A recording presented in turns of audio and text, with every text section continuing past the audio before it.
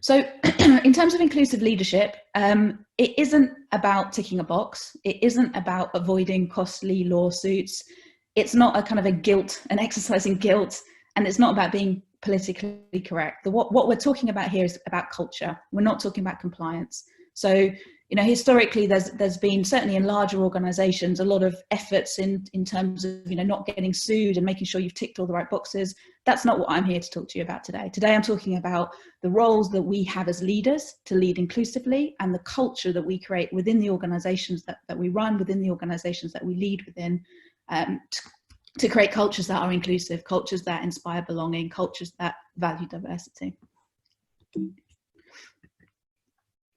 And the way that I see inclusive leadership is it's a massive opportunity. I think, a lot of organizations have sort of gone down the unconscious bias training route, and some have thought that they've ticked the box, so to speak, and that's not enough. I think unconscious bias training is hugely valuable. I think it really helps us to understand our own biases, because if we're not aware of them, there's nothing we can do about them.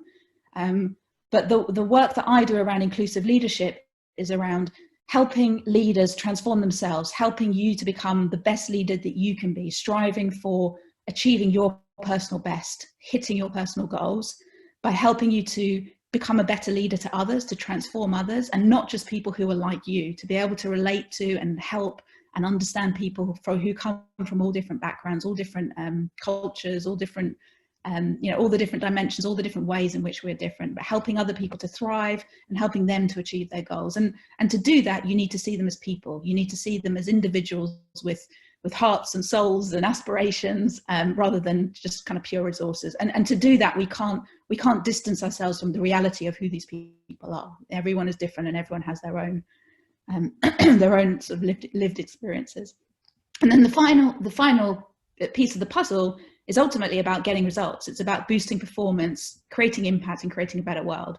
So for me, this isn't a kind of a nice to have optional extra. This is around how to be your best self, help others to thrive, to be their best selves, and ultimately drive team success.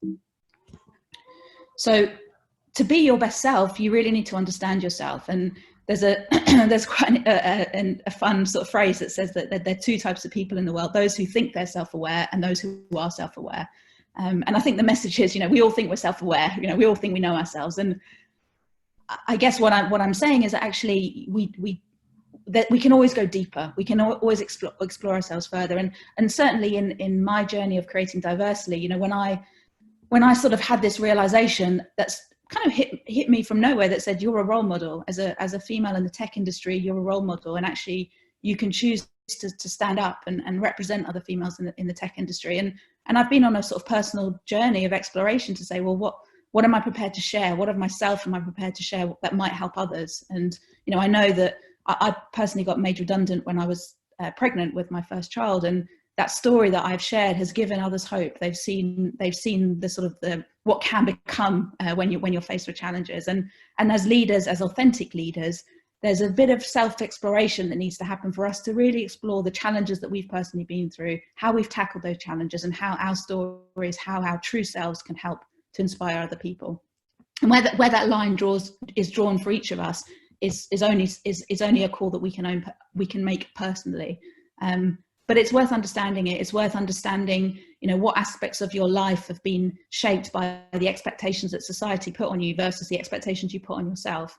And there's a real opportunity by understanding yourself better, you can become a better version of yourself. The other piece of the puzzle is around understanding others. It's about building empathy. It's about holding your judgment. It's about listening. It's about hearing where other people are coming from. And then ultimately together, this is about serving everyone. It's about group success, whether that success is within your team, your organization, your industry, or the communities you serve. That team success, the more opportunity we can create for everyone ultimately. It's about using your influence and your control to make a difference. And I think we've all got different, our control of things where we're the decision maker. We have the ability to control something, but our influence reaches much wider than our control. And we're operating in a landscape where society itself is changing, social norms are shifting. So therefore, we have an opportunity to influence, and we can stand by and watch, you know, a discriminatory comment, or we can step up and say something, you know. And it's those small moments of intervention that actually make a massive difference.